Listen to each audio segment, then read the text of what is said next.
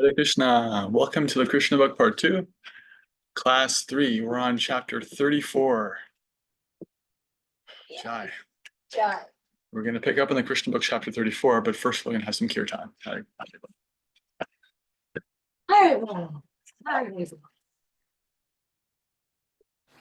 Okay, so let's musicians audio and come to our comfortable seats. And let's take 3 clearing breaths together just to shift from whatever the day brought to being here together now in community. Deep breath in through your nose, sip the breath in.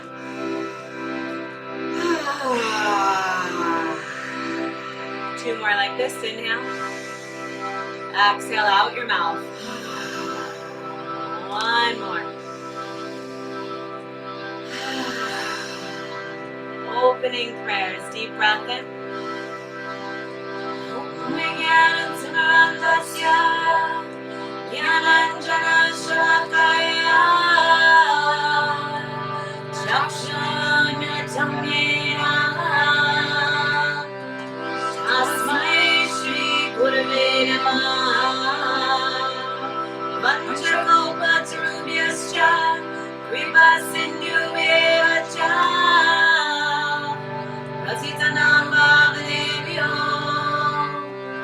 Vaishnavebhyo namo namah. Jaya Shri Krishna Chaitanya Prabhu Nityananda Shri Advaita Gadadhara Shri Vasudeva Gaura Bhakta-vrinda. Hare Krishna Krishna Krishna Hare Hare Rama, Rama Rama, Hare Hare.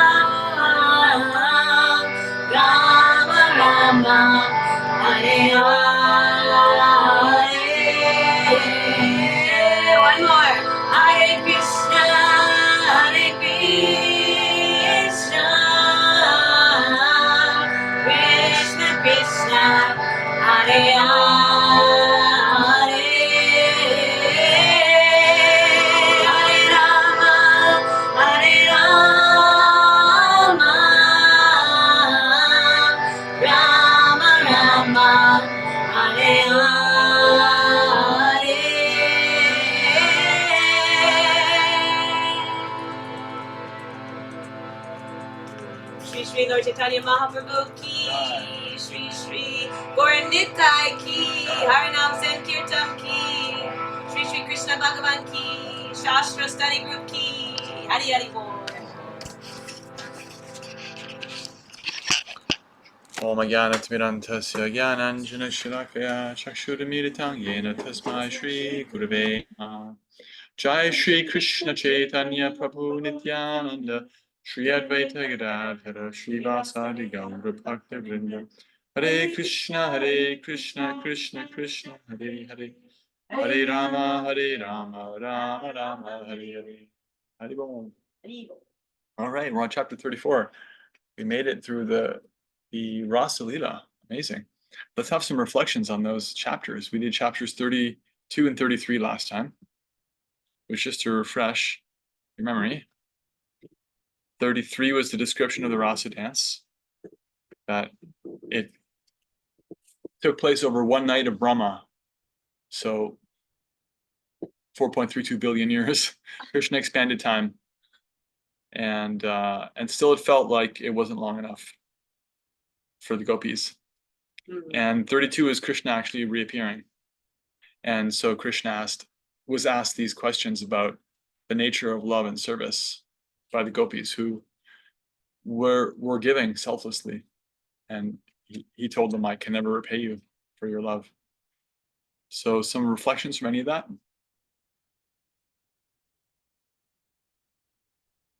I think Yeah. I think that the reflections that folks wrote in the WhatsApp group were really, really very beautiful. I think what was struck me was Maharaj Parikshit's asking questions that I've asked myself when I've heard about the Rasa dance. Like, wait a minute, come on, what's going on here? I understand that this is supposed to be above and beyond what I can understand, but when it was explained that this is the spiritual bodies, and then you go back even further, the gopis are actually come to Vrindavan just to see and be experiencing Krishna's presence on this earth at that time.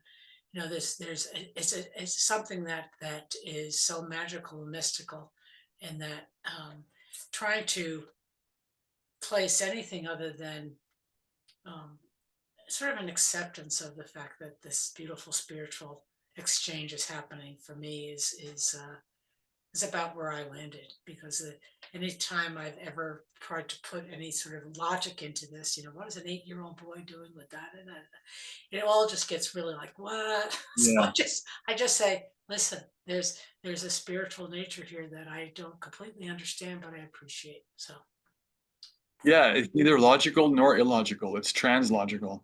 It's beyond that. It's a good way of putting it, translogical. It's really, it doesn't operate on the basis of material logic at all. Yeah, I like that. I like that Maharaj Parikshit asked that too. And Prabhupada goes out of his way to mention in relationship to that he asked that question for our benefit, because for him, it's not necessarily like it's such a mystery, although he's always eager to hear more.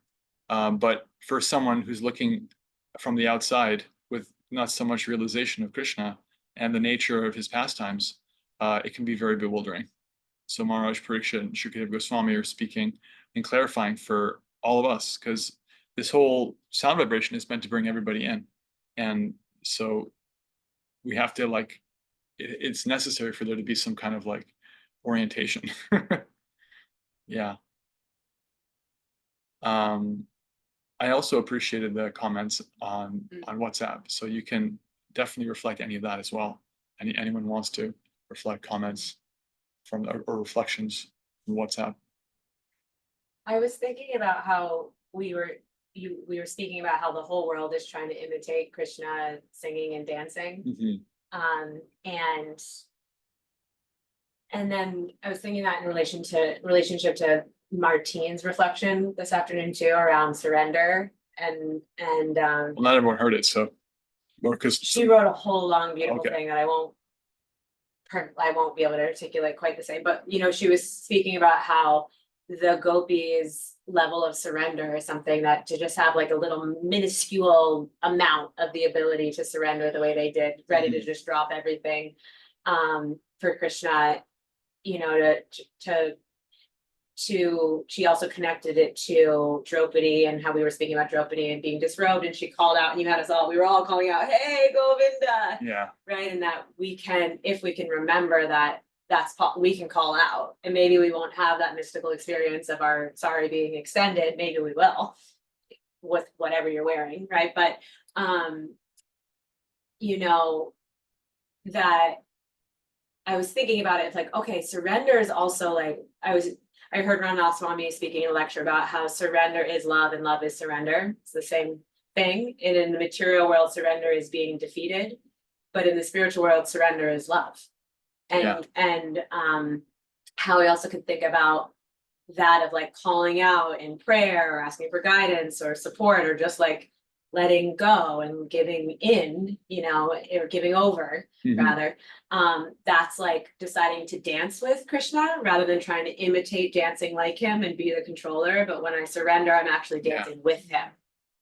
I'm no longer trying to be like him. I'm just like, no, actually, I'm going to dance with you now. Yeah. Will you dance with me? In harmony instead of competition. Yeah. And Krishna says that about Draupadi's calling for him, that he's been conquered by that. So you, like you're saying, in the material context, to surrender is to be conquered. But in the spiritual context, to surrender is to conquer Krishna. Actually, he lets himself be conquered by the surrender of his devotees. That by surrendering to him, he sees that he wants to give himself to them. So it's actually completely the opposite. Right. Yeah. Thank you. Yeah. Yeah. Any more?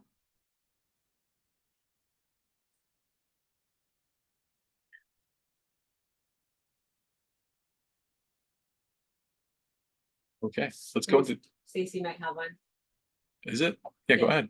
Oh, okay. I was just gonna say, it's very interesting, like as you grow and move, like, you know, when I first was in Krishna consciousness and I first like I knew something was happening, but I wasn't sure what. And now when I read this, like I'm like, oh my gosh, like, oh, it's like it makes like there's no like question of anything. Like it makes complete sense because I've felt that way. I've been on my in front of my deities crying, saying, Krishna, please, talk through me, work with me, make this meat suit move how you want it to. Like I've done that, and that's just like in this last year, and because like but even before, like even when I was starting to grow in Krishna consciousness, even the little bits of growth I found that like I started to understood more and more. And when I read, like I've read Krishna book a couple of times, like you said, over you kind of go through it, and then it's just each time I read it, something else is revealed, something that I didn't see before, that I didn't hear last time I read it, and I look back and I'm like, wow, and it becomes just more potent. Like I need this surrender has saved my soul, my life, my my being. And so like I get it. Like I get it in such a deep way now. And for a long time I felt, even though I wasn't really kind of living in the material world, I felt like, oh, I can't surrender, like cuz it means giving up. You give up. I'm not, you know, even sometimes the therapist will say, you got to let that go. You got to surrender to what is. And it's like, wait a minute. No, we're not surrendering. We are calling out. We're letting go of our old behaviors for sure. So like the whole thing with the gopis and dancing and how he made himself available. I know I'm kind of blurring the chapters, but he made himself available to everybody, and how all of these couple of chapters with the gopis is really just so sweet. And I just love seeing how he is, and it makes me just love him even more each time we go through a chapter. I don't know. Wonderful. Yeah. This is why this is the nature of the Bhagavatam that, like if you look at Bhagavad Gita, Prabhupada characterizes Bhagavad Gita as Krishna's words, and mainly they are. And the Bhagavatam is words about Krishna. It's like the main thing the Bhagavatam is the interactions of Krishna with his devotees. So there is philosophy in there, but it's also, especially when you get to the 10th canto, it's more like the philosophy is in action, because we're actually seeing the elevated status of the gopis, and we're seeing what it looks like to have that complete dependence. Like nothing else was going to satisfy them. If you remember way back to the beginning, where they were called by the flute, they come out, and he's like, "Oh, what are you doing here? It's really late at night. You probably should go back." And their whole thing is like, "What are you talking about? You're everything to us." So we're seeing all these things. We're seeing how Krishna reciprocates with that level of surrender. It's all very dynamic. So it's so valuable. There's no substitute for that. It wouldn't be the same thing to be like, to just write out, yes, well, Krishna reciprocates with his devotees perfectly, versus actually seeing it, which is what we're doing. So thank you for that reflection. Let's go back into the Bhagavatam. Oh, there's something in chat. Aaron says, Shamya's phrase from the Bhagavad Gita classes stuck with me. Surrender is giving in, not giving up. Nice. Giving in, not giving up. Sure. Okay, chapter 34. Krishna, Krishna, Krishna, Krishna, Krishna, Krishna, Krishna, Hey. Krishna, Krishna, Krishna, Krishna, Krishna, Krishna, Krishna, Hey. Krishna, Krishna, Krishna, Krishna, Krishna, Krishna, Rakshama. Krishna, Krishna, Krishna, Krishna, Krishna, Krishna, Pahima. Rama Raghava, Rama Raghava, Rama Raghava, Rakshama. Krishna Keshava, Krishna Keshava, Krishna Keshava, Pahima. Chapter 34. Vidyadhara liberated and the demon Shankachuda killed. Once upon a time, the coward men of Vrindavan, headed by Nanda Maharaj, desired to go to Ambikavana to observe the Shivaratri ceremony. The Rasa Leela was performed during the autumn, and after that, the next big ceremony is Holi, or the Dola Yatra ceremony. Between the Dola Yatra ceremony and the Rasa Leela ceremony, there is an important ceremony called Shivaratri, which is especially observed by the Shaivites, or devotees of Lord Shiva. Sometimes the Vaishnavas also observe this ceremony because they accept Lord Shiva as the foremost Vaishnava. But the function of Shivaratri is not observed very regularly by the Bhaktas, or devotees of Krishna. Under the circumstances, Srimad Bhagavatam states that Nanda Maharaj and the other cowherd men, quote, once upon a time desired. This means that they were not regularly observing the Shivaratri function, but that once upon a time they wanted to go to Ambikavana out of curiosity. Ambikavana is somewhere in Gujarat province, and it is said to be situated on the river Saraswati. Yet we do not find any Saraswati river in Gujarat province, although there is a river named Savarmati.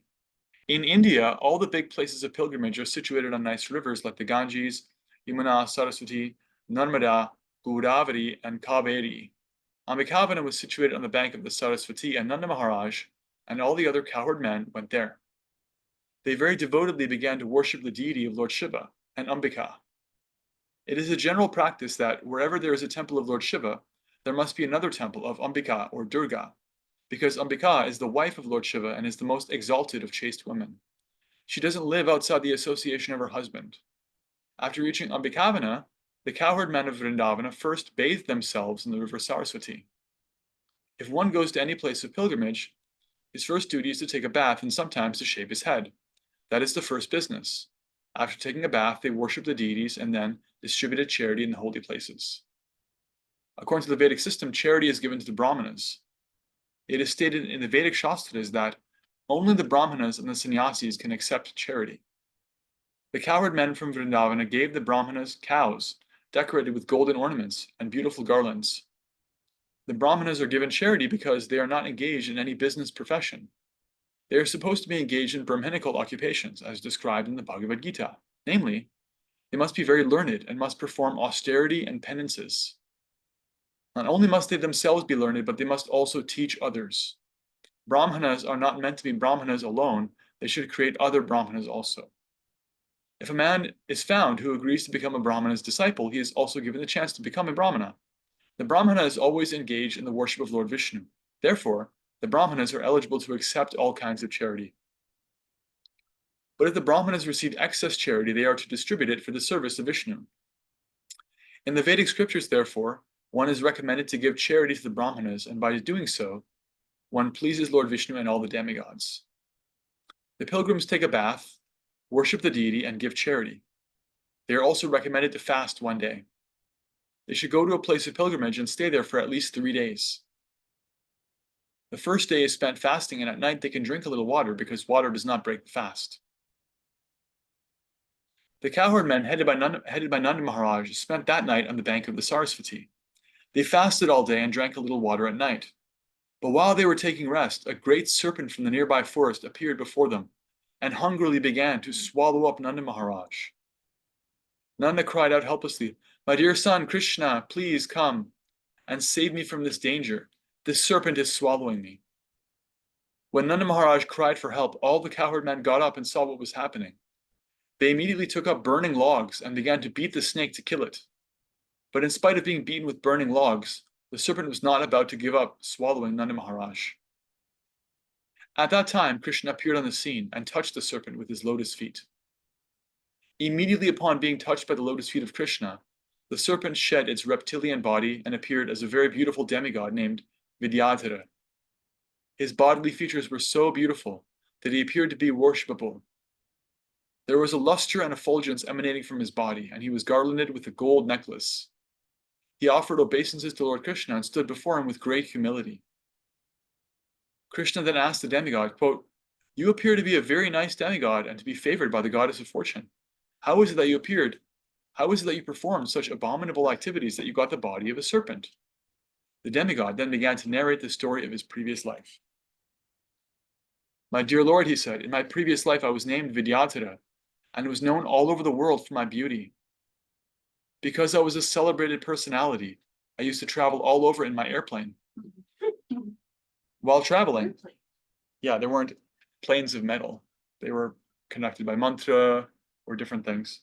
It's described throughout Bhagavatam. Like a translogical. Sort of. It's not spiritual. They're made of matter, but they're a different technology. While traveling, I saw a great sage named Angira. He was very ugly, and because I was very proud of my beauty, I laughed at him. Due to this sinful act, I was condemned by the great sage to assume the form of a serpent.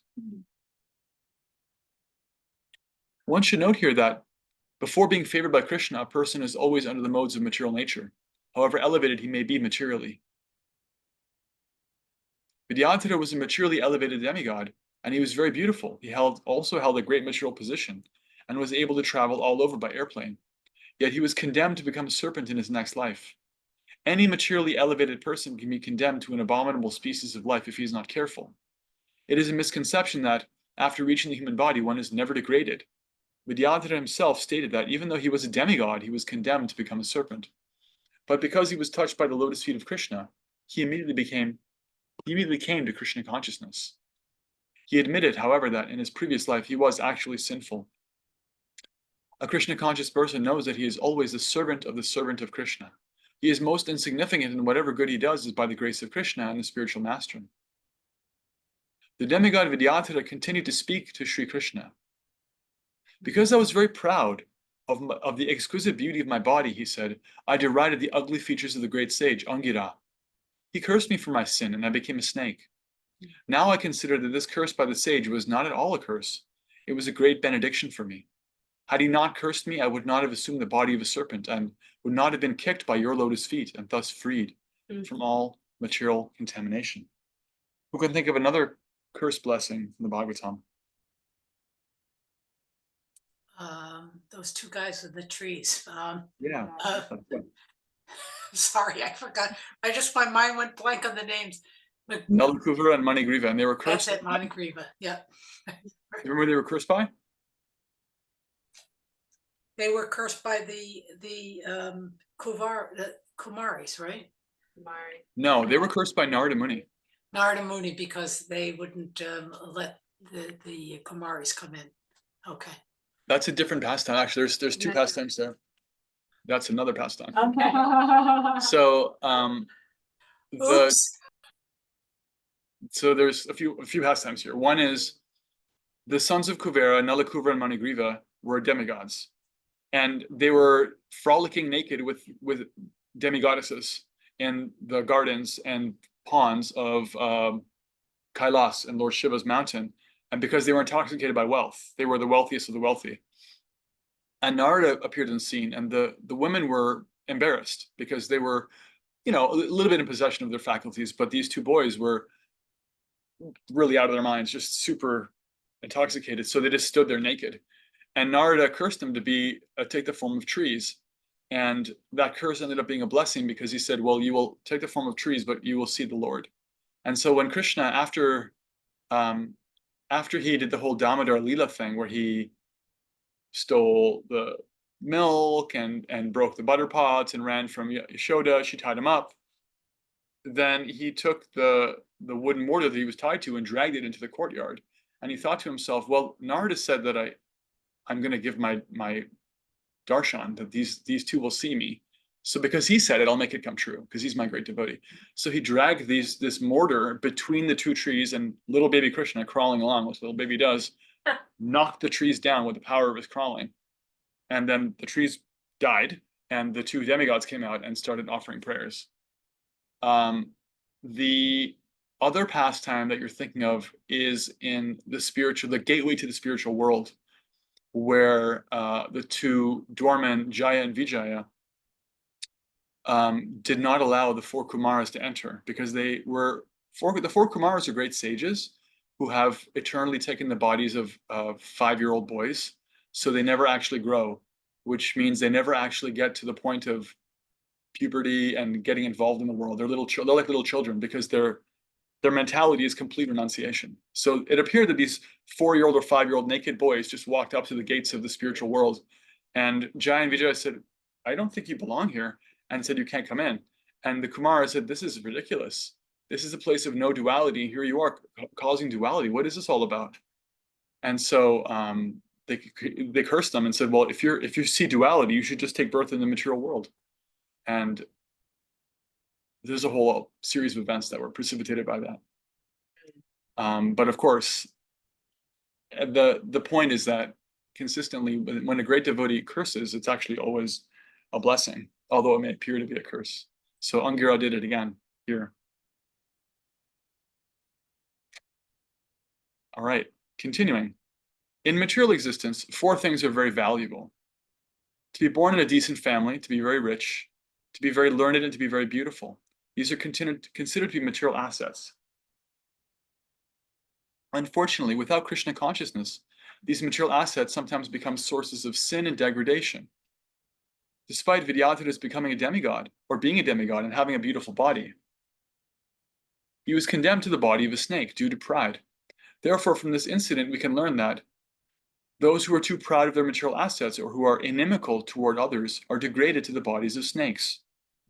A snake is considered to be the most cruel and envious living entity. But those who are human beings and are envious of others are considered to be even more vicious than snakes. The snake can be charmed or controlled by mantras and herbs, but a person who is envious cannot be controlled by anyone. My dear Lord, Vidyadhara continued, now, since I think I have become freed from all kinds of sinful activities, I am asking your permission to return to my abode, the heavenly planets. This request indicates that persons who are attached to fruitive activities, desiring promotion to the comforts of higher planetary systems, cannot achieve their ultimate goal of life without the sanction of the Supreme Personality of Godhead.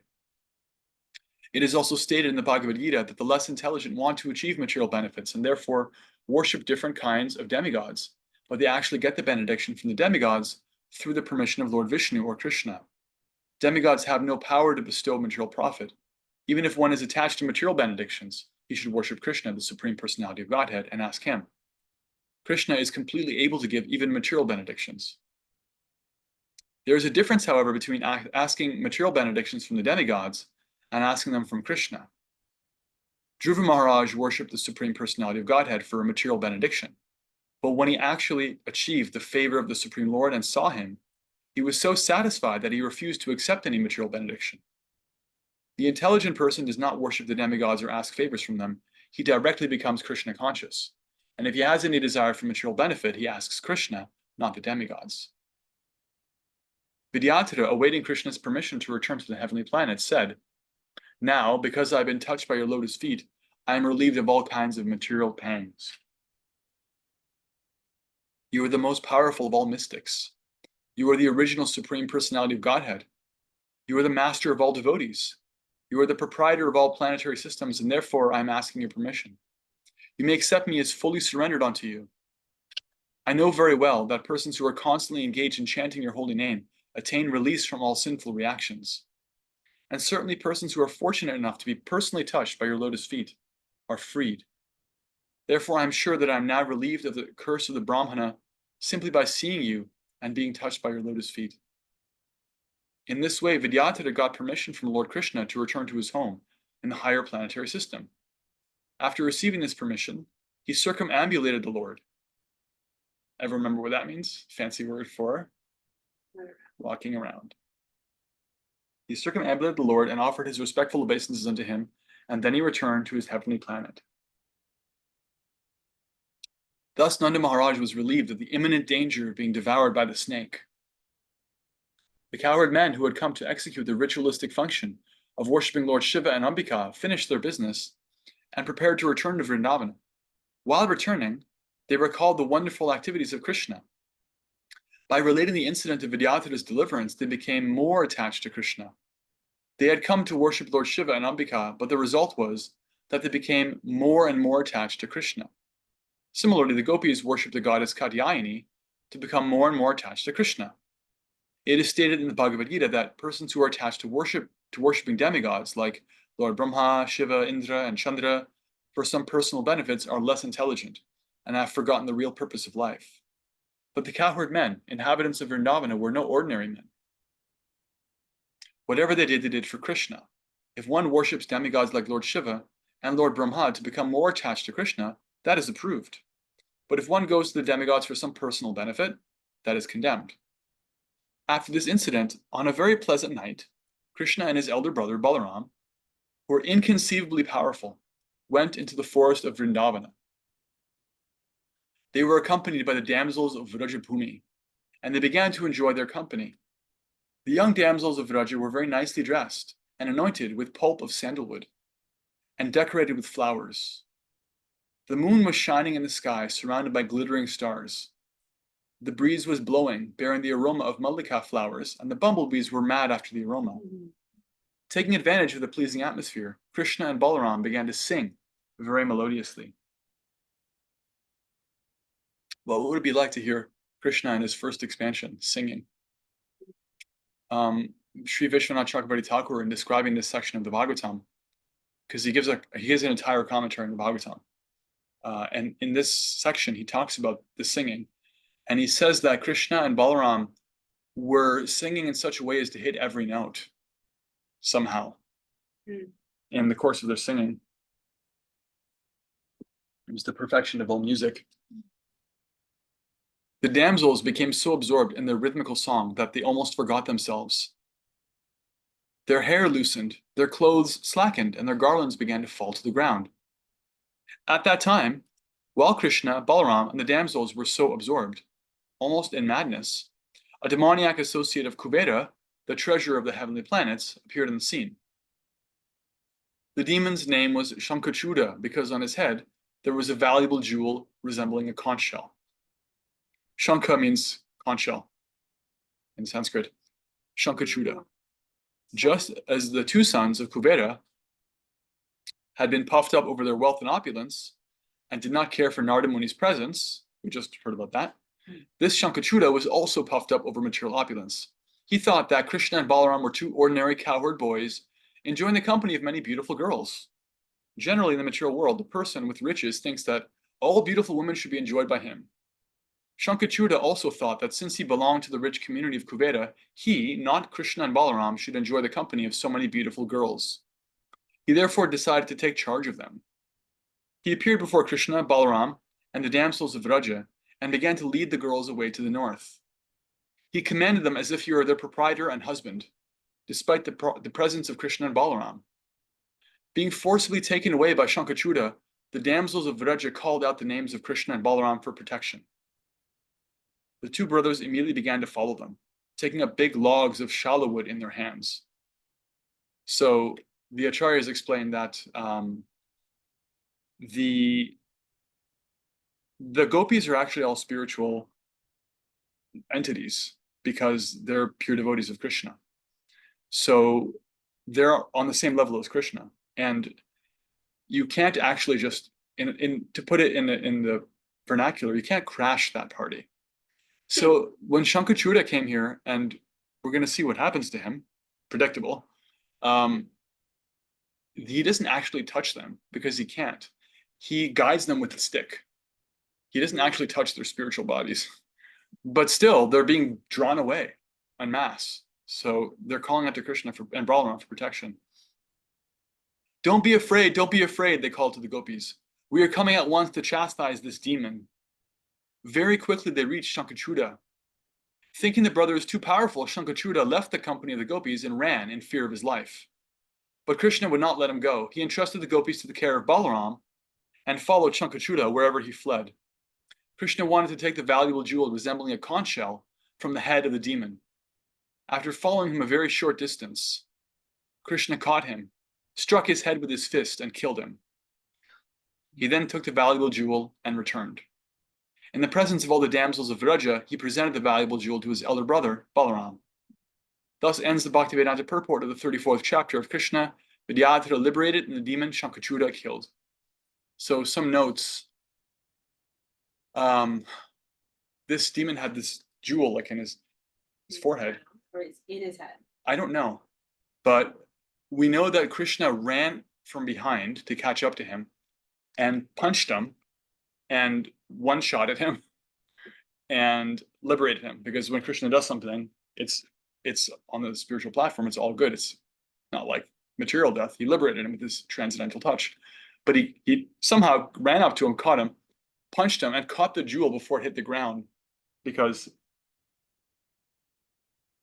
the jewel is considered to have been uncontaminated when he picked it up.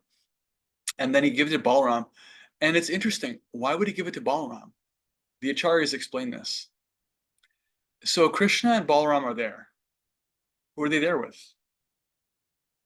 The gopis. There's a variety of gopis. What happens if he gives it to one or the other of the gopis? They're gonna be jealous. Yeah, big time jelly. Big time So- jelly. The acharyas explain that he gave it to Balaram to be diplomatic. And Balaram gave it to who in private later, do you think? Next person? No, Radharani. Because he knows that's who Krishna wanted to give it to. Little details. Is the jewel in the shape of conch shell, is that symbolic of anything? or I don't is it know. just- He has a backstory. I'm sure the acharyas comment on it because he's mentioned to be an associate of Kuvera. What the conch shell represents. Conch shells are considered auspicious because conch shells are they're actually bone, and Shastra says that bone is always unclean, but conch shells are an exception to that. They're actually considered to be sterile. Just like the stool of any animal is unclean except for cow stool somehow or other. So conch shells are used in worship. They're very auspicious. They can have a nice sound. They're used at the beginning and end of artis and to worship great personalities. So it's the shanka, the conch shell, is one of the fundamental paraphernalia of Lord Vishnu. He uses it to benedict his devotees with. What Shankachuda had with that auspicious symbol in his head, we don't know. But he's some demon who saw a beautiful woman and thought, they should be with me. Why are they with these cowboys? They should be with me. I'm the best. And he was fortunate that like Ravana. Yeah, very much like Ravana. And just like Ravana actually had the same thing with Sita. he, as we know, those who have studied or heard about the Ramayana, he kidnaps Sita. But it's actually described in the Chaitanya Charitamrita that a great devotee of Lord Chaitanya, who was also a devotee of Ram, was met by Lord Chaitanya on his travels when Mahaprabhu was a sannyasi, and he came to this person's house, and this person was despondent. He was really sad, and Mahaprabhu said, "What is troubling you?" And he said, "I'm just so aggrieved. Because I just read that Ravana kidnapped Sita. His foul demon hands were on the transcendental body of the Lord's consort. This is awful. This is a crime. This is impossible." And they had some pastimes, and Mahaprabhu stayed the night and then left and went on his travels. And on his travels, he found a section of the Kurma Purana. And in the Kurma Purana, it's described that when Sita was kidnapped, she stepped back from her spiritual body and retained a material body. The spiritual energy retreated, and the material energy took over. So when a demon tries to capture that which is spiritual, it just becomes material. You can't actually touch spirit by the force of your grasp. So all he did was get some illusory form. And he brought that section of the manuscript back for this devotee and showed it to him when he was passing back through that section to put his mind at ease, because he was such a devotee of Sita and Ram that he couldn't stand the thought of her being contaminated by this demon. And he said, look at this. She never actually got touched by him. But it's the same mentality. Ravana was on top of the world, and he thought that all the beauty should be his. And so Shankashruta got the mercy. There is an anartha for this. Of course. I'm looking it up earlier. Pretty sure it's lust. Sankachura. Yeah, well, killing the conch shell demon and getting the jewel that was stolen by him. I guess he stole it from somebody. There you go. There's some of the backstory. Yeah. Proneness towards acquiring name and fame and desire for sensuous enjoyment, lust, under the plea of devotion. Like under the guise of devotion. So there's a way in which you can practice devotional service, but as a cover for satisfying your senses and getting name and fame. And that's an anartha. And we just read this. So we just read about the slaying of this demon, and it purifies us that much more of these anarthas. Jai. Jai. Let's pause there. Any comments or questions on that chapter?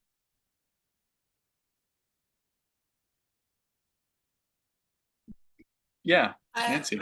I have a sort of silly question. You guys are all going to laugh at me. There are no silly questions. We give $1,000 silly questions. Go ahead, Stacy.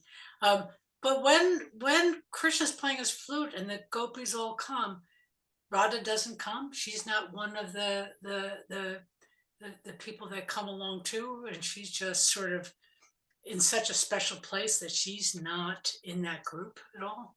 In the previous pastime where Krishna played his flute and they all came in the night? Yeah, or even here where he comes to them, and I love that Balaram gives her the conch shell gem jewel. Yeah, she's there. My understanding is she's there. She's always there. Like I said, she was there when the pastime wrapped up, because Krishna could have given her the jewel, but if he did that in front of all the other girls, it would have been not diplomatically wise. Okay. So he gave it to Balaram to give it to her later. Okay. Balaram, knowing his brother's mind, was able to fulfill that. Radharani is the chief of the gopis. In fact, in terms of tattva, if you look at the science of what's called Shakti Tattva, the science of the energy of the Lord, Radharani is the source of all of the other gopis. They are expansions of her transcendental body, just like Krishna is the source of all of his Vishnu Tattva expansions. Yeah. Just like when Krishna comes as Rama, Radharani comes as Sita. Right. When Krishna is in the form of Vishnu or Narayana, she comes as Lakshmi. So there's always this way in which the supreme masculine and feminine are expanding themselves. And in Vrindavan, there are all these gopis who are expansions of her transcendental body and are imbued with her Shakti. So she's the prime. Okay, thank you. As much as Krishna. Stacy has her hand up. Something in the chat too. I was gonna ask something. It's not really about this chapter, but there's a gopi that's on the altar. Radha, isn't there a gopi on the altar? Well, there's all the gopis, and then isn't there one with Radha? Lalita, isn't that her? Lalita Is that the one that's with was Krishna? her? Yes, see, there's my dumb question. Is that who that is? And Typically on altars, there'll be Lolita. just describe to me what you're Okay, so like in Mayapur, there's all of there's Nrsimhadev, there's the gopis by themselves, then there's Krishna, Radha, and then there's another gopi with them. there's actually 8 gopis with them in Mayapur, 4 on each side. Those are the 8 primary gopis outside of Radharani, her 8 closest associates, Okay, headed by Lalita and Vishaka. okay, so then I guess because there's a lot of temples that we went to last time I was there. So in one of the temples, I saw Radharani, Krishna, and another gopi, but we were That just may have been Radha Damodar. okay. I think on Radha Damodar, there's a series of different deities. Sometimes Krishna and Radharani are depicted with Lalita Okay. or Vishaka, which were like the 2 closest associates of Radharani. If you see, and sometimes it's just the one of them, sometimes it's both. And the Krishna Balaram Mandir in Vrindavan, ISKCON's temple there's Radha Shama Sundar with Lalita and Vishaka, usually with like chamar, whisks, or flowers on either side, because they're the 2 closest associates of Radharani. They're the 2 sub-commanders of the gopis. What's the best way? Like, because I'm really starting to. Some things are starting to like finally click. What's the best way to know? Like, just to look at because they have like those plaques and stuff at I the don't bottom. know of any way of identifying them by sight unless the pujari or they're named. Or you Because have devotee there. yeah, there has to be. Somebody has to let you know. Oh, okay. Just like it's kind of like, you go to a temple and there's Radha and Krishna always has a special name. It's Giridhari, Shamasundar, Madhava, Govinda, Gopala, and it's a function of how he was named in that temple. And I could never guess it unless Yeah. somebody there told me. The gopis themselves, their bodies, their preferred colors, their style, their personalities are described in Shastra. I don't Oh, have any knowledge memorized. okay. It's pretty esoteric, so I wouldn't worry about So those details. if I'm bowing down and saying a prayer, it's good. The prayer is good for whatever gopi. You know what I mean? Like those are things that I'm Yeah, starting like wanting to make sure I'm doing properly. But I feel like if I say the Maha Mantra, it's always proper. Like you can always. that mantra. Yeah, you can never go wrong. And then whenever you're at a temple and you don't know exactly who you're facing, you just ask somebody with more experience than you, Yeah. and that's great. Thank you. Yeah. Any more comments, questions, reflections on this chapter? The musical performance of Krishna and Balaram. Oh yeah, in the chat. So Aaron says, Krishna is often depicted with a conch shell. Is this Leela the source of that symbol? Not really, because it's yes and no, because he is the source. He is the depicted with the conch shell. Like I was saying, Vishnu has these symbols like the lotus flower, the conch shell, the club, the chakra, the Sudarshana chakra, and they're eternal symbols because they're actually conscious associates of his in those forms. And so they don't actually have a beginning or an end. So it's important to realize that there's not like a linear beginning or an end. However, we'll see in some pastimes that I think there's something about the conch shell coming up later in the Krishna book. When Krishna goes to, no, that wouldn't make sense because that's chronologically after this. Anyway, there's some pastimes where some aspect of Krishna, including his paraphernalia, will be manifest in a pastime, and it looks like that's the origin of it. And it's just like, when Krishna takes birth, that's not him actually appearing for the first time. So his paraphernalia can show up in these ways too. So maybe this is the same conch shell. We don't know. It's a jewel. It's a jewel, like apparently shaped like a conch shell. I think this is an example of there's a story there. And if somebody wants to take on his homework, finding out in the 34th chapter of the 34th, yeah, of the Krishna book or the Bhagavatam, go to Bhagavatam Canto 10, chapter 34, read this chapter and read the purports and see what is there about the conch shell, if you want to. can I share something too? It's from the Gita though.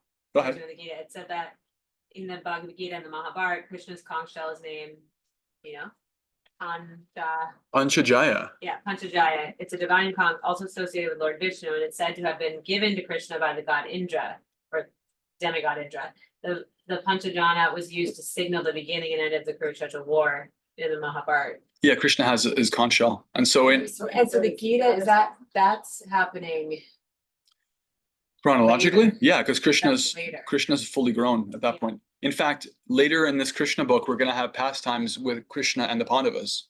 Right. Arjuna shows up in the Right. Krishna book in the Bhagavatam, but Krishna right now is like just finished Rasa Leela, so he's like 9 years old. Right. Samya, Babu, Yeah.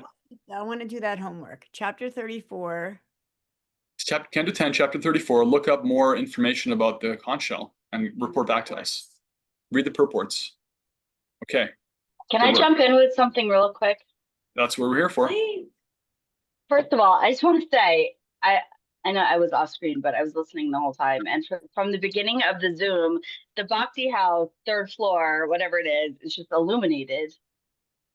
The sun is. And I know that all the Zoom people will agree with me. And then, Eileen and Kishori obviously looked beautiful. And then I came back after like 30 minutes or whatever, and Shamya was just like glowing in the glow. You still That's kind what of happens when you read the Krishna book. What can I say? Not me. The Krishna book. I don't know, those skylights. Those skylights to die. But this is a little off topic, but somehow ties in. The word, back to words. The word for Shamya, it's like progenita or progeny. In Sanskrit, what is it? Progeny? Or what? No, in the Sanskrit word, that's like the people that came before Oh, Prajapati? Prajapati. Is that chapter? How do you spell that? Well, I want to make sure I get the right word first. Is it? I think, what does that mean? Is it an English word or a Sanskrit word? No, a Sanskrit word. So, praja, Praja, praja means it's the source of the English word progeny. Praja means those who have taken birth. Prajapati means the parents of, or the masters of, and protectors of those who have taken birth. Prajapatis are like Daksha and other lower demigod type persons whose job is to procreate. There's another word from the same root. To procreate, to create, varieties and numbers of offsprings. And they're qualified to do so and guide and protect them. So they make their appearance in different parts of the Bhagavatam. One name for Lord Brahma is Prajapati because he's like the father of all the demigods. He's sometimes called Prajapati. Mm-hmm. And if you see the word English word progeny or progenitor, same. Yeah, I was thinking that. I had the Sanskrit word wrong in my head, and this is definitely a non sequitur, and I'm sorry, but sort of relates. I was just thinking about how the relationship between that word and where we get our words for progeny, and in our Western linguistics, and it goes back to Sanskrit, and there's other words like that. That's my project that I want to take on. So even the words in English that we've gotten through a mix of, I want to say, Sanskrit and Latin or ancient Greek, we don't ever talk about that today, right? So we've gotten words from 5,000 years ago, and we'll take that. We'll accept that in the vernacular, but we don't ever think about like, okay, but also this was happening. What we're reading now, like Krishna book and Bhagavatam and all the stories. So it's like, I just love that we come together every week and read this stuff, and we're carrying on this lineage that's become made so small in the global world. Even just down to like word origin, we don't know, let alone, all of the other stuff. Yeah, so I think it's just fascinating. I'm 100% with you because I love words and I love languages. And if you look at the history of the last couple hundred years of studying language, So the de facto academic centers of the world have been England, France, Germany, and then later on America. And all of those cultures look to the Romans, who look to the Greeks for all their culture, their legal systems, their political systems, their religious systems, their linguistic systems, how to build roads, aqueducts, everything.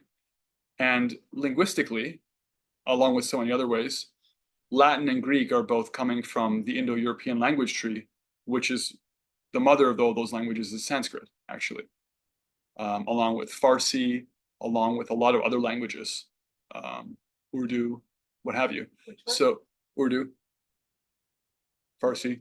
Oh, okay. Maybe I'm wrong about Urdu, actually. Well, Urdu is just a derivative of Farsi anyway. The point is, we don't talk about that because the modern point of view on history kind of ends with Eastern Europe, Italy and Rome and Greece. But we just take it for granted that these words came from them, but they actually, yeah, they got it from.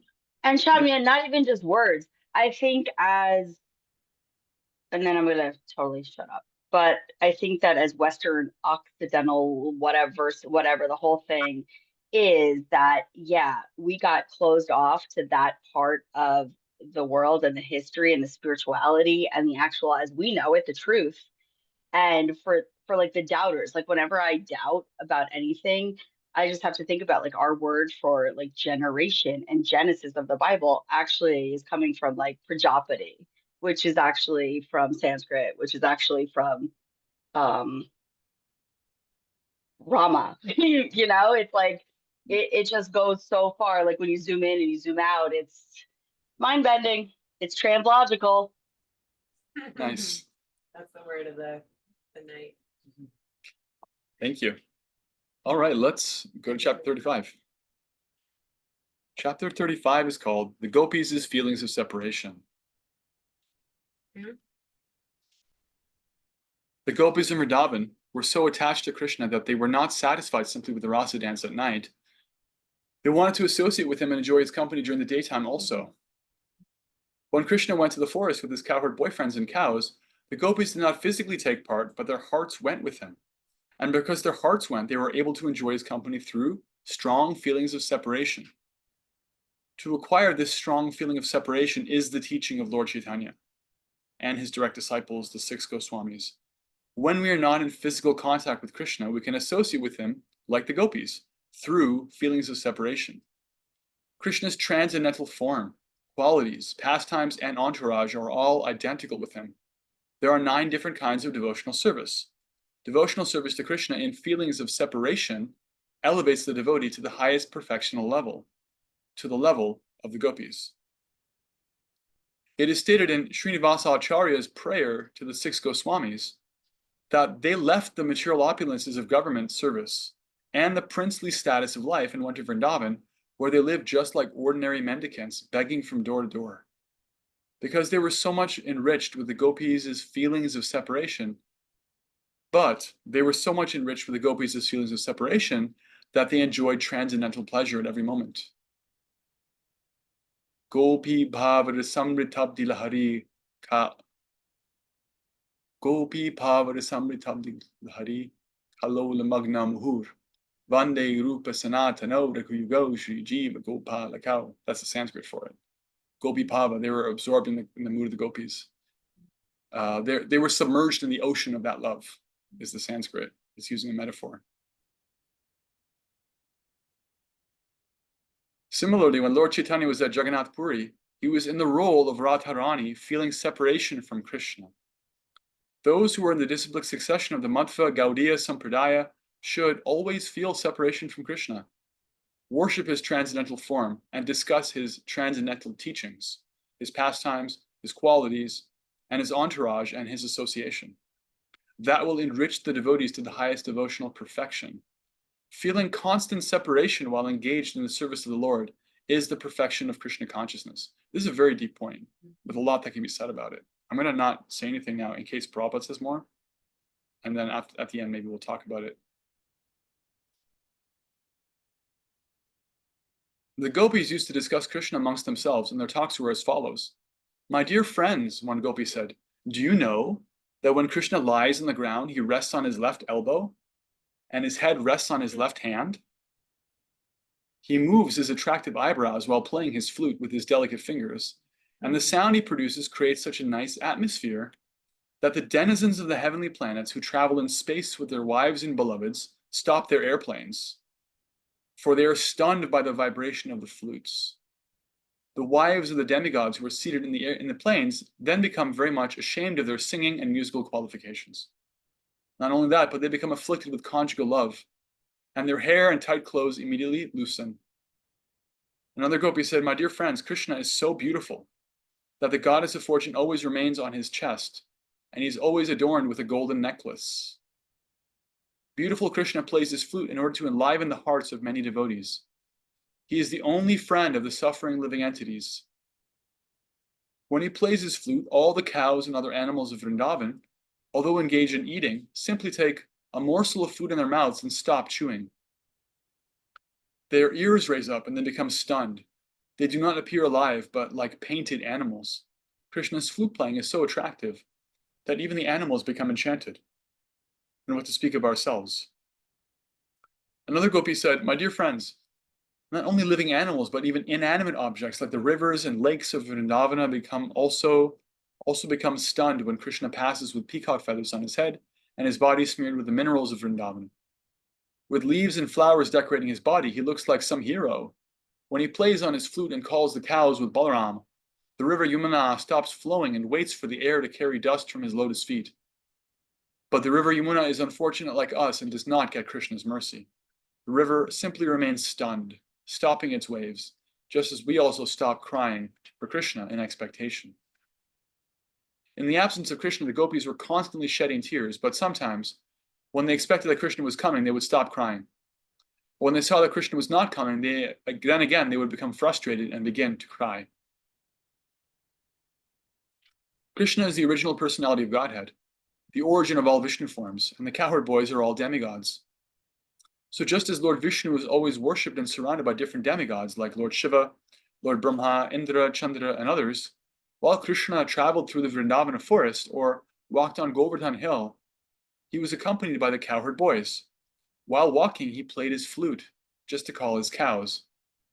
Just by his association, the trees, plants, and other vegetation in the forest immediately became Krishna conscious. A Krishna conscious person sacrifices everything for Krishna. Although the trees and plants were not advanced in Krishna in consciousness, by the association of Krishna and his friends, they also became Krishna conscious. They then wanted to deliver everything, whatever they had, namely their fruits, flowers, and the honey incessantly falling from their branches. When Krishna walked on the bank of the Yamuna, he was seen nicely decorated with tilaka on his face. He was garlanded with different kinds of forest flowers, and his body was smeared with the pulp of sandalwood and tulsi leaves. The bumblebees became mad after the fragrance and sweetness of the atmosphere and began to hum. Being pleased by the humming sound of the bees, Krishna would play his flute, and together the sounds became so sweet that aquatic birds like cranes, swans, and ducks were charmed. Instead of swimming or flying, they became stunned. They closed their eyes and entered a trance of meditation in worship of Krishna. One gopi said, "My dear friends, Krishna and Balaram are nicely dressed with earrings and pearl necklaces. They enjoy themselves on the top of Govardhan Hill, and everything becomes absorbed in transcendental pleasure when Krishna plays on his flute, charming the whole created manifestation. When he plays, the clouds stop their loud thundering out of fear of disturbing the vibration of his flute. Instead, they respond with mild thunder and so congratulate Krishna, their friend." Krishna is accepted as the friend of the cloud because both the cloud and Krishna satisfy the people when they're disturbed. When the people are burning due to excessive heat, the cloud satisfies them with rain. Similarly, when people in materialistic life become disturbed by the blazing fire of material pangs, Krishna consciousness gives them relief like a cloud. The cloud and Krishna, having the same bodily color, also are considered to be friends. You know those rain clouds, when they get like really thick and heavy, they're blackish. Desiring to congratulate its superior friend, the cloud poured not water, but small flowers, and covered the head of Krishna just like an umbrella to protect him from the scorching sunshine. One of the gopis told Mother Yashoda, "My dear mother, your son is very expert among the cowherd boys. He knows all the different arts of how to tend the cows and how to play the flute. He composes his own songs, and to play them he puts his flute to his mouth. When he plays, either in the morning or in the evening, all the demigods, including Lord Shiva, Brahma, Indra, and Chandra, bow their heads and listen with great attention. Although they are very learned and expert, they cannot understand the musical arrangements of Krishna's flute. They simply listen attentively and try to understand, but they become bewildered and nothing more." If you've ever listened to a musician, especially if you know a little bit about music, and you're like almost able to pick up what they're doing, but then you lose it and it's just beyond you because they're just on another level. Now imagine that Brahma and Shiva and Indra, the most elevated, materially elevated personalities, are like, "What is that?" And they're, how does he put it? They simply, although they're very learned and expert, they cannot understand the musical arrangements of Krishna's flute. They simply listen attentively and try to understand, but they become bewildered and nothing more. It's just flabbergasting. Another gopi said, "My dear friends, when Krishna returns home with his cows, the footprints of the soles of his feet, with flag, thunderbolt, trident, and lotus flower, relieve the pain the earth feels when the cows traverse it. He walks in a stride which is so attractive, and he carries his flute. Just by looking at him, we become lusty to enjoy his company. At that time, our movements cease. We become just like trees and stand perfectly still, unaware that our hair and clothes are loosening." So there's this way in which the moving living entities freeze, and the non-moving ones move by association with Krishna. The natural order is reversed. Krishna had many thousands of cows, and they were divided into groups according to their colors. They were also differently named according to color. When he would prepare to return from the pasturing ground, he would gather all the cows. As Vaishnavas count 108 beads, which represent the 108 individual gopis, so Krishna would also count on 108 beads to count the different groups of cows. There is the blackish cows, there's the reddish cows, the golden cows, the white cows. There's the mridanga cows, the cows whose heads are shaped almost like mridanga drums, is the example given. There's little cows, there's different groups. And each one has their own name, and each of the cows has his own name. And sometimes the cow will run and hide, just so they'll hear Krishna calling them by name. Then they'll come, just to hear it from his mouth. They'll hide and pretend they don't hear him. When Krishna returns, he is garlanded with tulsi leaves, a gopi described him to a friend. He puts his hand on the shoulder of a cowherd boyfriend and begins to blow his transcendental flute. The wives of the black deer become enchanted upon hearing the vibration of his flute, which resembles the vibration of the veena. The veena is the stringed instrument that Narada Muni plays. The deer come to Krishna and become so charmed that they stand still, forgetting their homes and husbands. Like us, who are enchanted by the transcendental qualities of Krishna, the she-deer become enchanted by the vibration of his flute. Another gopi told Mother Yashoda, "My dear mother, when your son returns home, he decorates himself with the buds of the kunda flower, and just to enlighten and gladden his friends, he blows his flute.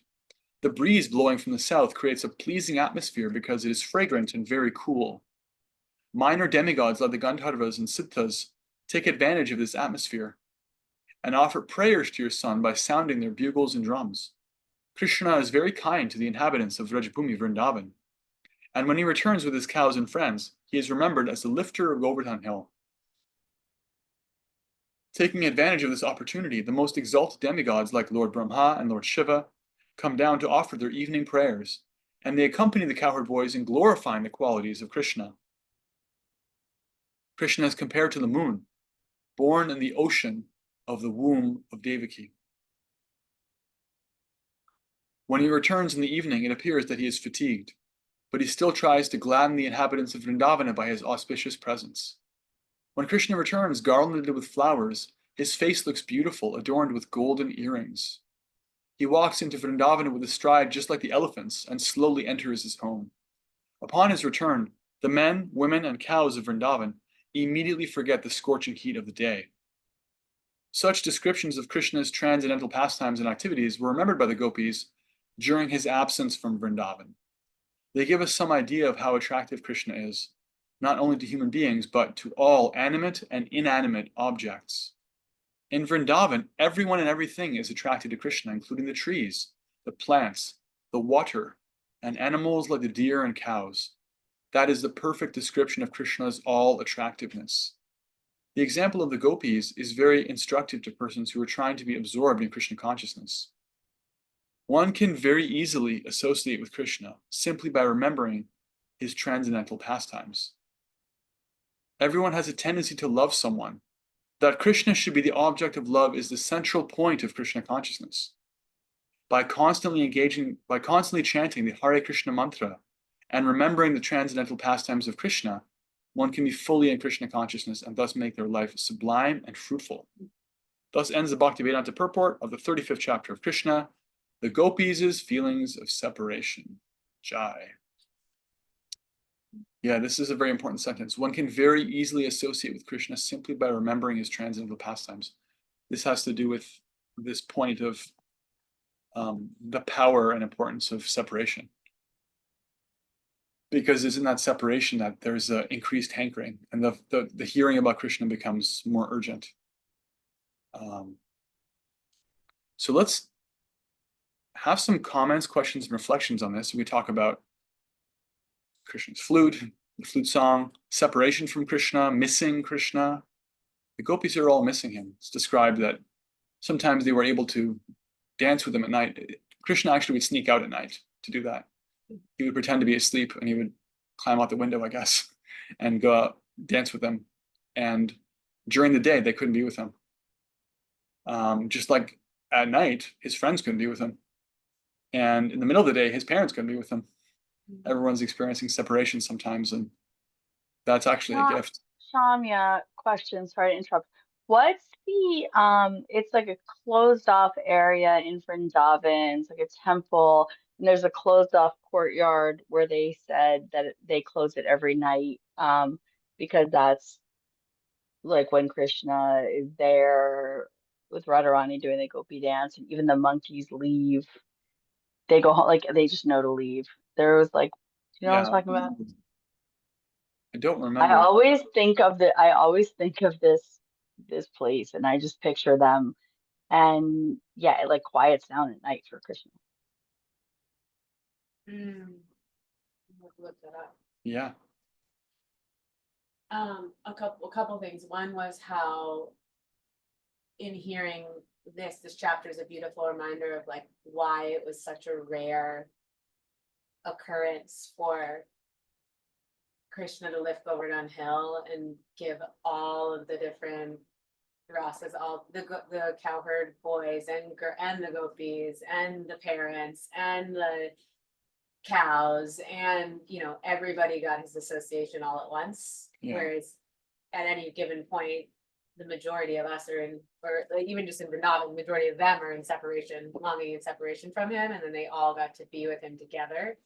Such a beautiful, powerful, moment, or 7 days for them all, and also, this teaching and this story, this Leela, is something I remind myself of often, but also share with other devotees when material life is happening, and say you want to go back to India and you can't, or you want to come to different Sangha events that we're doing, but you can't because of other service, other life responsibilities and duties, and to remember, like, you're not being a bad devotee, Krishna's not mad at you, the other devotees aren't mad, right? It's like, actually, it's an opportunity if you actually are desiring to go, right? If it's that sincerity, that it's an opportunity for you to associate with Krishna through that longing and separation, and that you can actually, in some ways, come closer to him and feel him more readily in that longing than going to India and not being in that mood, Absolutely. So you were saying it's such an important point, and it really is, and I'm sure everyone has felt that in some capacity at some point of that deep yearning, whether it's for association with other devotees, it's for the ability to go to a kirtan live in person, you know, or whatever it may be. And it's I think it's also a great reminder for those of us who do have the opportunity to associate closely in person with each other to take advantage of that when you can, and when you can't, to allow yourself to drop into that, oh, this is what longing is like. And if you're not longing, that's an opportunity to look, you know, within yourself and within myself. If I'm not longing, an opportunity for me to look at, okay, is my practice getting stale, or why am I not wanting association, or I don't want to chant, what's going on here, right? And to get that taste again. Definitely. This is a lot of what devotees' lives and practice is about, is, you know, just being tapped into their level of desire for Krishna. And it's a thing, it's a regular relationship between Krishna and his devotees, that he will see if a devotee is starting to feel like a little bit they're taking it for granted, he will put them in a position to miss them. And then they start to realize what it is. And it's a kind of mercy. Samantha writes in the chat, many temples in Vrindavan, particularly Nidhivan, close at night. It is believed that Lord Krishna and Radha visit the temple every night to rest and perform Rasa Leela, divine dance. What's it called? Nidhivan? Nidhivan. Nidhivan. I think Erin had her hand up. Yeah. And then Eileen. Yeah, some of what I was going to say was where Kishori went. And I remember early on in my journey here, not having desire, and in fact having sort of like aversion and fear to having the longing, because it was pretty foreign to me, you know, Yeah, as a I guess a feeling and a faith. Um, and then I sort of got to the place where I had the longing and life is full, and I was like, okay, this is a good thing. You know, I want to be there. I'm not afraid to be there, but I can't be there. And then it was wrestling with that, right? Like I want to be there, and I just have so many things that I'm managing that I can't.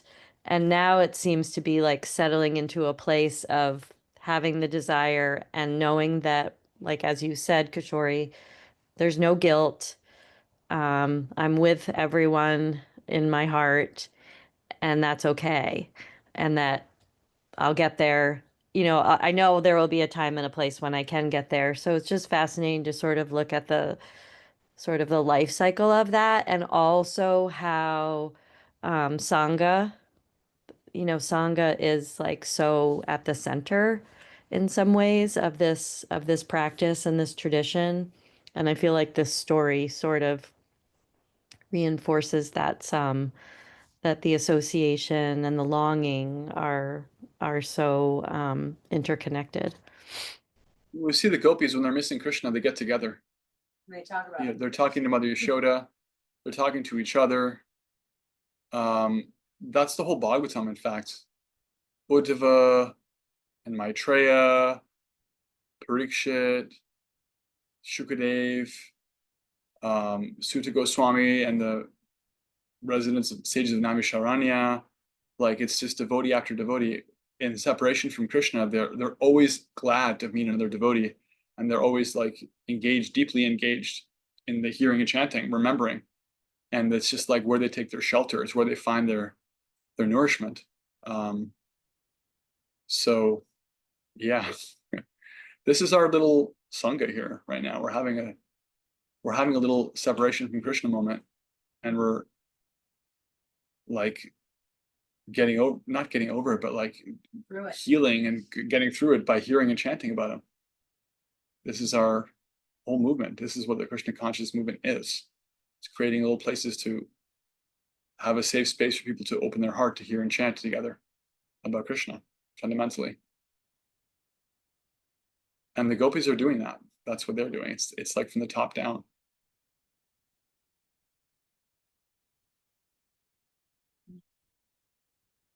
And it was kind of to build off of a little bit of what I said last week about, like, you know, your dogs are so happy to see you and you're so happy to see your dogs when you get home. And like, okay, I should really feel this way about God too. Right.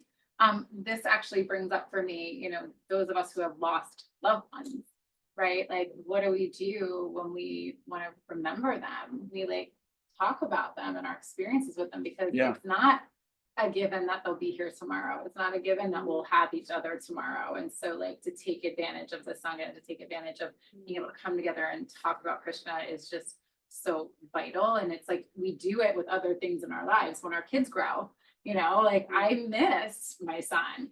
And like, so I think about when he was little and I tell stories about when we did things together to bring myself peace and comfort. And it's like, okay, I really just wish I could get to that level with Krishna that I feel like when I lost my sister, when I've, you know, kind of not lost my son, but lost the son, you know, in the way that I had him when he was little. And so if we can all take those feelings and like amplify that for Krishna, you know, that's, you know, enviable. So yeah, we're capable of it because we have that. You know, we can miss summer camp when we're back at school. We can miss our first dog we ever had, or, you know, like the heart is capable of that, and it's the perfection of that is what we're seeing with the gopis here. That pure yearning for the supreme beloved. Yeah, thank you. We're almost at that time. Any more questions, reflections, or comments? 2 more beautiful chapters. Shankachuta killed, and Vidyadhara liberated, and the gopis' feelings of separation. Okay, well, then for next week, read chapters 34 and 35, and you can read ahead. We're gonna get to 36. Here we go.